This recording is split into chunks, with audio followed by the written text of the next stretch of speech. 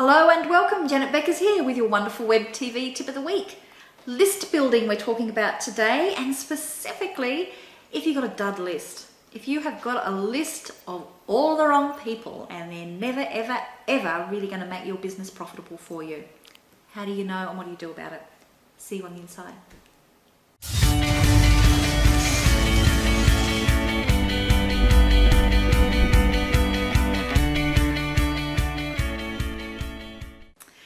Hi, this is a really common thing, is that people may have put all of the structures in place. You've got something on your mailing, on your website that entices people to join your mailing list.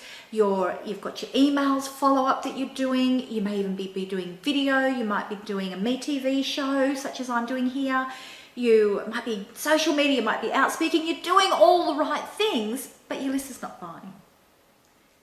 That's a really common thing that I see. And you know what? One of the main reasons is that your messages that you're sending to people are not appealing to the people who are going to spend money. So sometimes it's an obvious thing where you might be a person that, that has programs that are going to be higher priced, and you're attracting everybody to your list for how to get some budget tips on something. So you're attracting people who are looking for budget, looking for free, rather than looking for something that is going to be solving their problem, but really appeals to that person who is more likely to spend with you. So let me give you an example that may also make this clearer, where you're thinking, well, I'm not doing that. I'm not talking about just free stuff.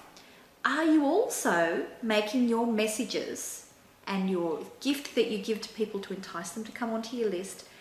Is it the person in your, or your potential people who you can be influencing that actually makes the decision on whether money is spent and has influence over the decision maker? Here's an example.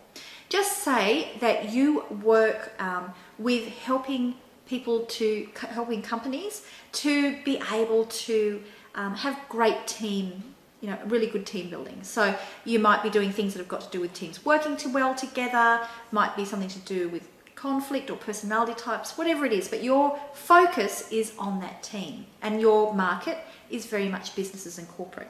So let's think about this 3 potential groups that you could be sending your messages to.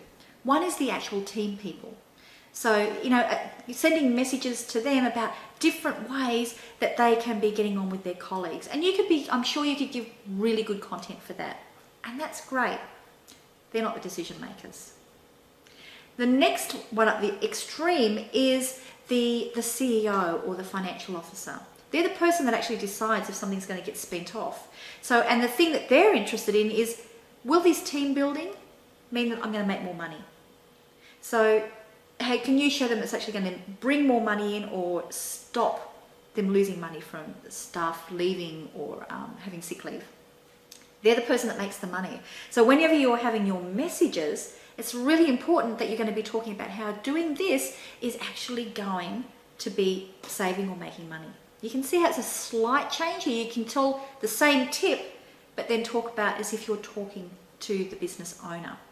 Now, also there's a person in the middle there, which is the manager of the team. For them, they want that team to work really well because they've got their key performance indicators and they want to have a really functioning team so that they can then say to their CEO, this team's working really well, and then they've done their job. So they're the person that's going to be able to influence that CEO to employ you, and they're more likely to be doing a lot of that research on team building. So you need to be talking to them. So you can be saying, okay, this particular tip here means that your team that you're managing is going to be whatever. They're going to stop having the sick leave perhaps, and then that's going to make it so that business is more profitable. See how that talks to the middle and the person who influences the decision and the person who makes it. So, and yet you're giving the same content, but you've only got to change your messages slightly. See how that is going to attract more of the people onto your mailing list who make the decision because they go, oh, she gets me. She understands why this is important. Big difference to only making the tips targeted at the actual team members. Just one simple example on how for you now to go and have a look at your business and see what messages am I giving? Am I talking to the decision maker here? Okay, I'd love to hear your comments down below. Please leave them and I'll come and join the conversation too. And if you're watching this and you're not on my mailing list, why not? So please come and join, especially great if you're in business already and you're ready to ramp up and make a great influence in the world. I'd love to be able to help you. So join my mailing list. I've got lots of great ways for you to be able to get that progress that you want. Okay, bye.